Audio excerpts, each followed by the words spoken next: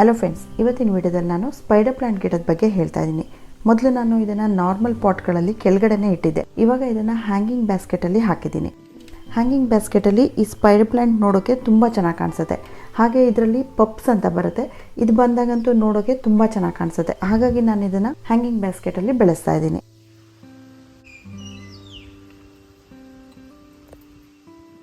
ಈ ಸ್ಪೈಡರ್ ಪ್ಲಾಂಟ್ನ ತುಂಬ ಚಿಕ್ಕ ಪಾಟ್ಗಳಲ್ಲೂ ಬೆಳೆಸ್ಬೋದು, ತುಂಬ ದೊಡ್ಡ ಪಾಟ್ಗಳಲ್ಲೂ ಬೆಳೆಸ್ಬೋದು. 4 ಇಂಚಿನ ಪಾಟ್ ಸೈಜಿಂದ ಹಿಡಿದು 12 ಇಂಚು ಅಥವಾ 15 ಇಂಚ್ ಪಾಟ್ ಸೈಜ್ವರೆಗೂ ಬೆಳೆಸ್ಬೋದು. ತುಂಬ ಅಗಲ ಪಾಟ್ ತಗೊಂಡಷ್ಟು ತುಂಬ ಸ್ಪ್ರೆಡ್ ಆಗಿ ಬೆಳೆಯುತ್ತೆ. ಸ್ಪೈಡರ್ ಪ್ಲಾಂಟ್ಸಲ್ಲಿ 3 ರೀತಿ ಬರುತ್ತೆ. ಒಂದರಲ್ಲಿ ಎಲೆ ಪೂರ್ತಿ ಗ್ರೀನ್ ಆಗಿರುತ್ತೆ, ಇನ್ನೆರಡು ವೇರಿಗೇಟೆಡ್ ಆಗಿರುತ್ತೆ. ವೇರಿಗೇಟೆಡ್ ಆಗಿರುವಂಥ ಸ್ಪೈಡರ್ ಪ್ಲಾಂಟ್ಸ್ ಈ ರೀತಿ ಇರುತ್ತೆ ನೋಡೋಕ್ಕೆ. ಮಧ್ಯದಲ್ಲಿ ವೈಟ್ ಕಲರ್ ಇರುತ್ತೆ, ಸೈಡಲ್ಲಿ ಬಾರ್ಡರ್ ರೀತಿ ಗ್ರೀನ್ ಕಲರ್ ಬರುತ್ತೆ. ಇದರ ಎಲೆಗಳು ನೋಡೋಕೆ ಎಷ್ಟು ಬ್ಯೂಟಿಫುಲ್ ಆಗಿರುತ್ತೆ. ಈ ಗಿಡದಿಂದ ಅಷ್ಟೇ ಬೆನಿಫಿಟ್ ಕೂಡ ಇದೆ. ಈ ಗಿಡ ಏರ್ ಪ್ಯೂರಿಫೈ ಕೂಡ ಮಾಡುತ್ತೆ. ಹಾಗಾಗಿ ಇದನ್ನು ಹೆಚ್ಚಾಗಿ ತುಂಬ ಜನ ಇದನ್ನು ಇಂಡೋರಲ್ಲಿ ಇಟ್ಕೊಳ್ಳೋಕ್ಕೆ ಇಷ್ಟಪಡ್ತಾರೆ. ಈ ಗಿಡನ ಇಂಡೋರ್ ಮತ್ತು ಔಟ್ಡೋರ್ ಎರಡೂ ಕಡೆ ಇಡ್ಬೋದು. ಆದರೆ ಸಮ್ಮರಲ್ಲಿ ತುಂಬ ಬಿಸಿಲಿರೋದ್ರಿಂದ ತುಂಬ ನೆರಳಿರೋವಂಥ ಜಾಗದಲ್ಲೇ ಇಡಬೇಕಾಗತ್ತೆ.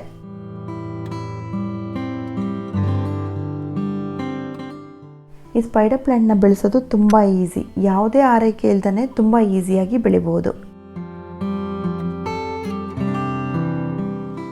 ಹೊಸದಾಗಿ ಗಾರ್ಡನಿಂಗ್ ಸ್ಟಾರ್ಟ್ ಮಾಡಬೇಕು ಅನ್ನೋರಿಗೆ ಇದು ಬೆಸ್ಟ್ ಪ್ಲಾಂಟ್ ಅಂತಲೇ ಹೇಳ್ಬೋದು. ಇದನ್ನು ಸ್ಟೂಡೆಂಟ್ಸ್ ಕೂಡ ಬೆಳಿಬೋದು. ಚಿಕ್ಕ ಮಕ್ಕಳು ಕೂಡ ಚಿಕ್ಕ ಪಾಟ್ಗಳಲ್ಲಿ ಹಾಕಿಬಿಟ್ಟು ಇದನ್ನು ಬೆಳೆಸಬಹುದು. ಈ ಸ್ಪೈಡರ್ ಪ್ಲಾಂಟ್ನ ಪ್ರೊಪಗೇಷನ್ ಮಾಡೋದಾದರೆ 2 ರೀತಿ ಮಾಡಬಹುದು. ಬುಡದಲ್ಲಿ ಈ ರೀತಿ ತುಂಬ ಗಿಡಗಳು ಹುಟ್ಕೊಂಡಿರುತ್ತೆ. ಒಂದು ಗಿಡ ಇದ್ದರೆ ಸಾಕು, ಅದ್ರ ಪಕ್ಕ ತುಂಬ ಗಿಡಗಳು ಬರ್ತಾ ಇರುತ್ತೆ. ಈ ರೀತಿ ಪಾಟ್ ತುಂಬ ಗಿಡಗಳು ಬೆಳೆದಾಗ ಅದನ್ನು ರೀಪಾಟ್ ಮಾಡಬೇಕಾದ್ರೆ ನೀವು ಡಿವೈಡ್ ಮಾಡಿಬಿಟ್ಟು ಸಪ್ರೇಟಾಗಿ ನೆಡ್ಬೋದು. ಇನ್ನೊಂದು ರೀತಿ ಪ್ರೊಪಗೇಷನ್ ಯಾವುದು ಅಂದರೆ, ಈ ಗಿಡದಲ್ಲಿ ಈ ರೀತಿ ಉದ್ದ ಕಡ್ಡಿ ರೀತಿ ಬಂದು ಅದರ ತುದಿಯಲ್ಲಿ ಚಿಕ್ಕ ಗಿಡಗಳು ಹುಟ್ಕೊಂಡಿರುತ್ತೆ. ಇದನ್ನು ಪಪ್ಸ್ ಅಂತ ಹೇಳ್ತಾರೆ. ನೀವಿಲ್ಲಿ ನೋಡ್ಬೋದು, ಈ ರೀತಿ ಉದ್ದ ಬಂದು ಇದರಲ್ಲಿ ಚಿಕ್ಕದಾಗಿ ಗಿಡಗಳು ಹುಟ್ಕೊಂಡಿದೆ. ಇದನ್ನು ನೀರಲ್ಲಿ ಇಟ್ಬಿಟ್ಟು ಕೂಡ ಪ್ರೊಪಗೇಷನ್ ಮಾಡ್ಬೋದು, ಅಥವಾ ಡೈರೆಕ್ಟಾಗಿ ಮಣ್ಣಿಗೆ ಬೇಕಾದರೂ ನೆಡ್ಬೋದು.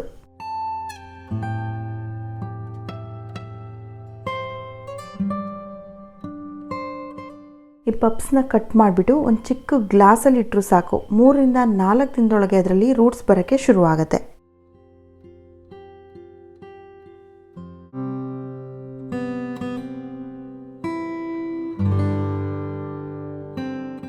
ನಾನು ಅಬ್ಸರ್ವ್ ಮಾಡಿರೋ ಹಾಗೆ ಎಲ್ಲ ಪ್ಲ್ಯಾಂಟ್ಸ್ಗಿಂತ ತುಂಬ ಬೇಗ ರೂಟ್ಸ್ ಬರೋದು ಈ ಸ್ಪೈಡರ್ ಪ್ಲ್ಯಾಂಟಲ್ಲೇ.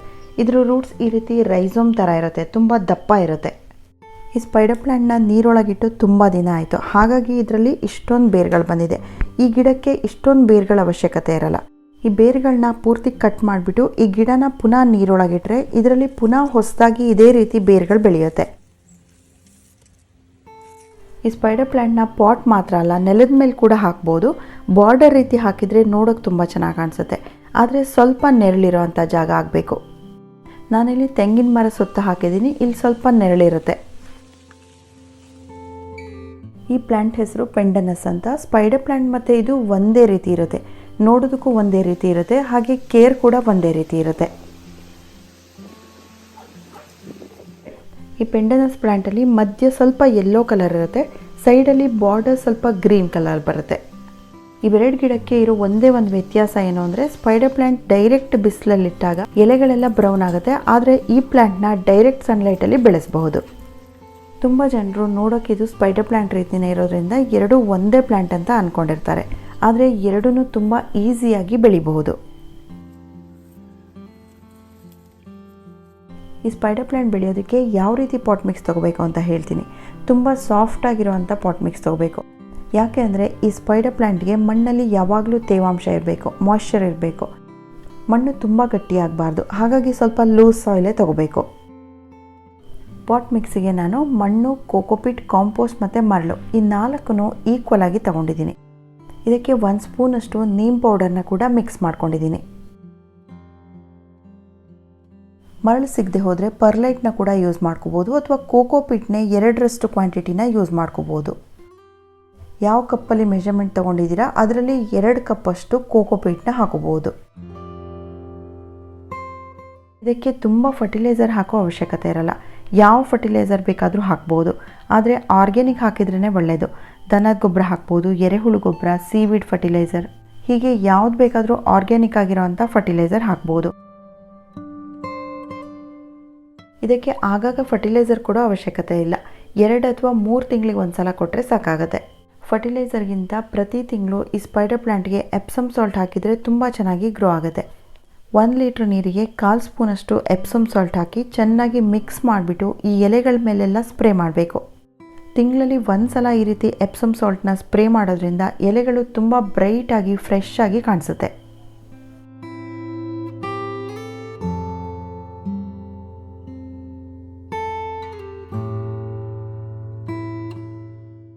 ಸ್ಪೈಡರ್ ಪ್ಲ್ಯಾಂಟ್ ಗಿಡಗಳಲ್ಲಿ ಮೇಜರ್ ಪ್ರಾಬ್ಲಮ್ ಯಾವುದು ಅಂತ ಅಂದರೆ ಈ ಎಲೆಗಳದ್ದು ಟಿಪ್ ಬ್ರೌನ್ ಆಗೋದು. ಇದಕ್ಕೆ 2 ಕಾರಣಗಳಿರುತ್ತೆ.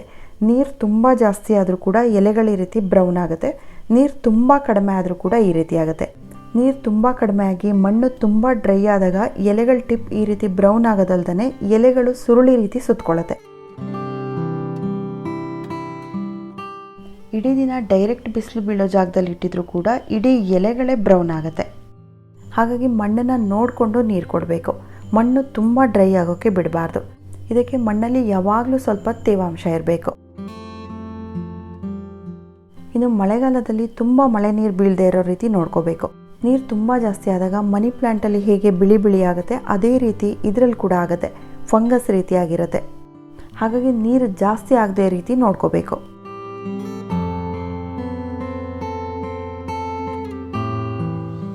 ಸಮ್ಮರಲ್ಲೂ ಕೂಡ ಇದನ್ನು ಸ್ವಲ್ಪ ಕೇರ್ಫುಲ್ಲಾಗಿ ನೋಡ್ಕೋಬೇಕು. ಡೈರೆಕ್ಟ್ ಬಿಸಿಲು ಬೀಳೋ ಕಡೆ ಇಡಬಾರ್ದು. ಸಮ್ಮರ್ ಮುಗಿಯೋವರೆಗೆ ಇದನ್ನು ಪೂರ್ತಿ ನೆರಳಲ್ಲೇ ತೆಗೆದಿಡಬೇಕು. ಇಂಡೋರಲ್ಲಿ ಇಡೋರು ತುಂಬ ಬೆಳಕಿರೋ ಕಡೆನೇ ಇಡಬೇಕು. ಬ್ರೈಟ್ ಲೈಟಲ್ಲಿ ಇಟ್ಟಾಗ ಮಾತ್ರ ಇದರ ಎಲೆಗಳು ತುಂಬ ಬ್ರೈಟ್ ಆಗಿರುತ್ತೆ.